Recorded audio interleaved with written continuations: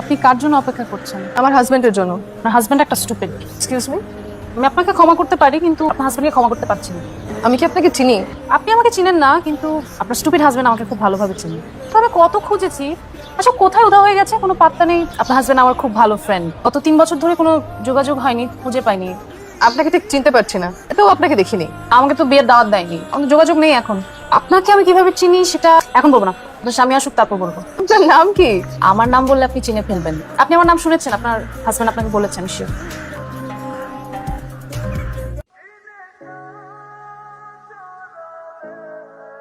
সারা রাত ওরা এক হলো না।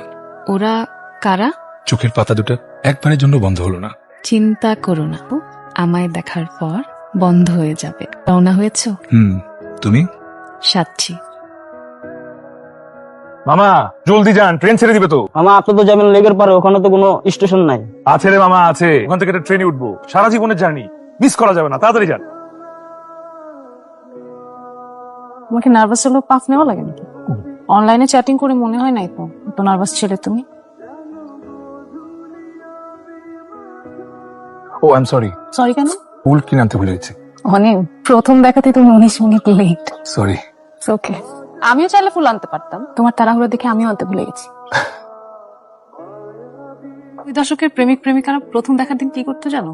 গাছতলায় দেখা করতো, সে গাছের উপরে নিজেদের নামে প্রথম অক্ষর লিখত, পাশে দুটো অক্ষর, মাঝখানে একটা plus.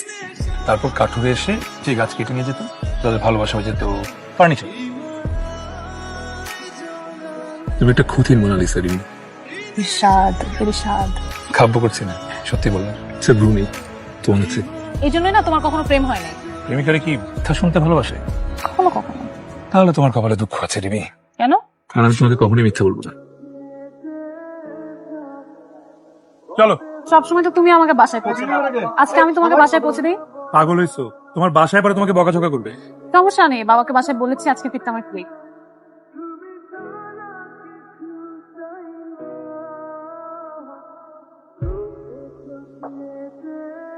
Happy birthday to you, happy birthday to you. তুমি এত কিছু মানে আমি রেডি করেছি সারপ্রাইজ করার জন্য।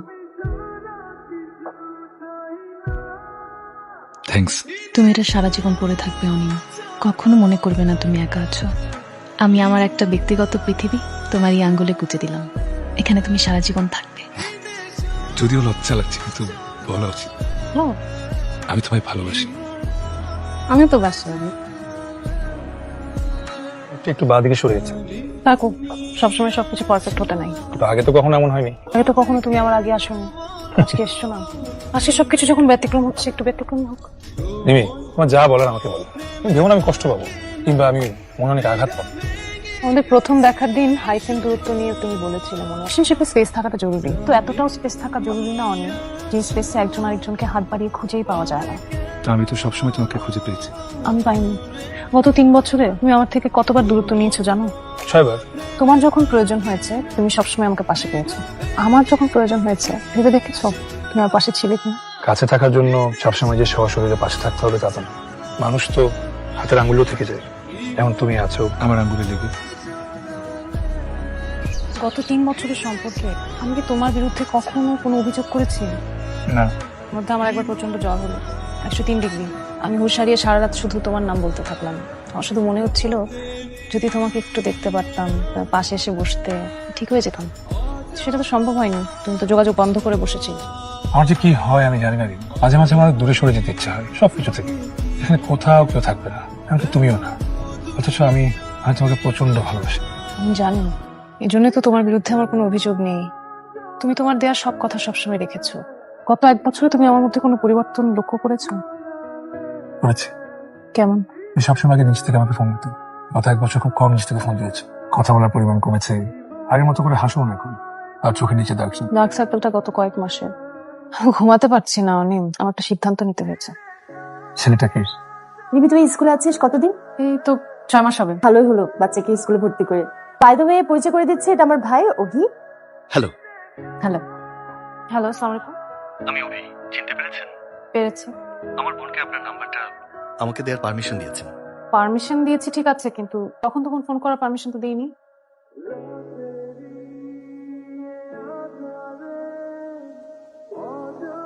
ভেবেছিলাম আপনি আজকেও না করবেন।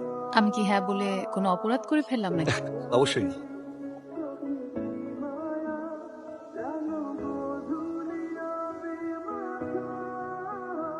হ্যালো রিমি, তুমি কোথায়? আমি বাসায়, মেহমান আসছে তো একটু ঝামেলার মধ্যে দিয়ে যাচ্ছি। আমি আরো ভাবলাম দেখা করি, তাই আরো তোমার স্কুলের সামনে আসছিলাম। না, আজকে তো দেখা করতে পারবো না মনি। ঠিক আছে, সমস্যা নেই, রাখি। সম্পর্কে নিরীহ মিথ্যা বলা যায় রিমি। অনিম কিছু মনে করতো না সত্যি বললেও। ও ওরকম ছেলেই না। কেন যেন আমার সত্য বলতে ইচ্ছা করলো না। অনিম কখনো আমার সাথে মিথ্যা বলে না। একটা কথা কি রিমি, অন্যকে নয়, ইম্পর্টেন্ট হলো আমরা নিজেকে মিথ্যা বলছি কিনা, এটাই আসল বিষয়। অনিম আপনার সাথে অনেস্ট, কিন্তু সে কি নিজের সাথে অনেস্ট? ভালোবাসা ভীষণ ন্যাচারাল, জোর জবরদস্তি করে ভালোবাসা হয় না।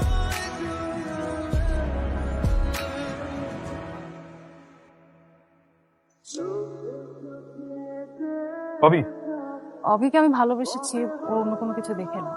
আমি তোমাকে আর ভালোবাসতে পারছি না। এমন না যে আমি তোমাকে ঘৃণা করি, অপছন্দ করি। আমি শুধু তোমাকে আর আগের মতো ভালোবাসতে পারছি না। সরি। আরে তুমি তো মনে হচ্ছে এখন আমাকে গিল্ট ফিল করাচ্ছ। মনে হচ্ছে আমি কোনো বাংলা সিনেমার ভিলেন, তোমাকে জোর করে ধরে নিয়ে আসছি। আরে আমরা কি টিপিক্যাল প্রেম প্রেমিকা নাকি যারা বিচ্ছেদের সময় ঝগড়াঝাটি করবো, মারামারি করবো, বুক চাপড়ে কান্নাকাটি করবো? আরে আমরা হাসি মুখে বিদায় নেবো, যাতে বহু বছর পরেও যদি আমাদের কখনো দেখা হয়, সবচেয়ে সুন্দর মুহূর্তগুলো আমাদের সবার আগে মনে পড়ে। একদম তাই। সো ঋণটা কি ফেরত নেবে? মাত্র না বললে আমার টিপিক্যাল প্রেমিক প্রেমিকা না। পরে যদি আবার খোটা টোটা মারো। আমার খোটা দিতে বইয়ে গেছে। আমি তো ফকির, কিন্তু আমার কেমন লাগে? এই রিংটা আমি আমার সবচেয়ে পছন্দের মানুষকে দিয়েছি। তোমাকে তো আমি অপছন্দ করি না। তুমি এই রিংটা তোমার সবচেয়ে প্রিয় মানুষকে দিয়েছি। সো এখন তো আসতে হয়। ভালো থেকো অনিম। তুমিও।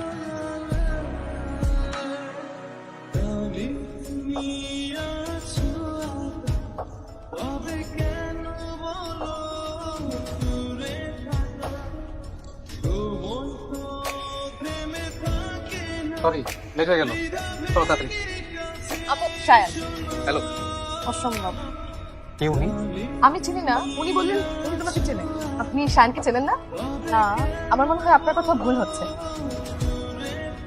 এটা অনিমের রিং। এটা আপনার কাছে কিভাবে আসলো? আপনার নাম রিমি? পৃথিবীটা গোল। আমি জানতাম কখনো না কখনো কোনো একদিন আপনার দেখা পাবো। কোইন্সিডেন্টলি 3 বছর আগে আপনাদের গল্পের অংশ হয়ে গিয়েছিলাম। 3 বছর আগে আমার ঠিকানায় চিঠিটা এসেছিল। এখানে আপনার সব প্রশ্নের উত্তর আছে। প্রিয় অপরিচিত, আমি জানি না আপনি পুরুষ নাকি নারী, আপনার বয়স কত, আপনি দেখতে কেমন। আমি শুধু আপনার ঠিকানাটা জানি। আপনি যখন এই চিঠি পড়বেন তখন আমি বেঁচে নেই। 1 মাস হলো আমার বিচ্ছেদ হয়েছে। কুচকাবেন না। প্রেম ভালোবাসার জন্য মরে যাওয়া ঠিক না, জীবন মূল্যবান। তুচ্ছ কারণে মরে যাওয়া একদম ঠিক না, সব আমি জানি।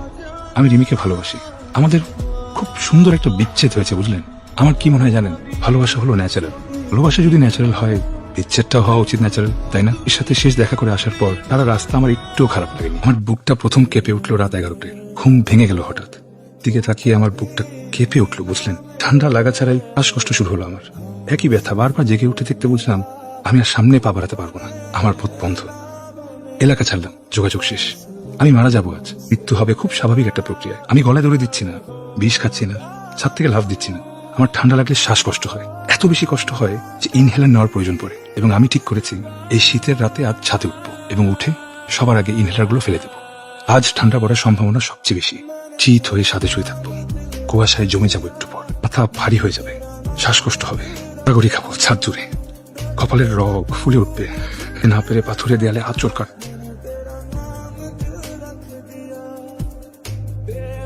আমি একটা র্যান্ডম ঠিকানায় চিঠি পাঠাবো, চিঠির সাথে থাকবে একটা রিং।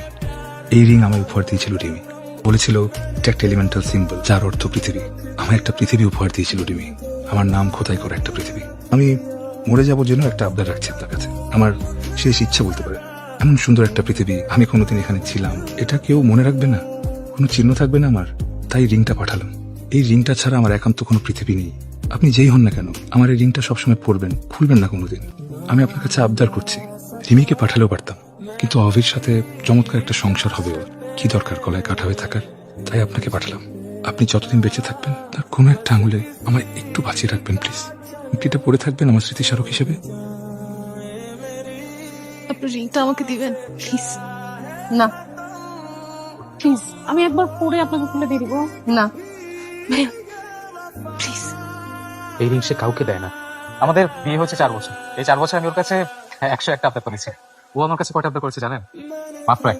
এই রিংটা সুস্মিতা সবসময় আঙ্গুলে পরে থাকতে চায়। আর আমি সুস্মিতাকে খুব ভালো করে চিনি। সে এই রিং আপনাকে দেবে না। আমি ওর হয়ে ক্ষমা চাইছি। ক্ষমা করবেন প্লিজ।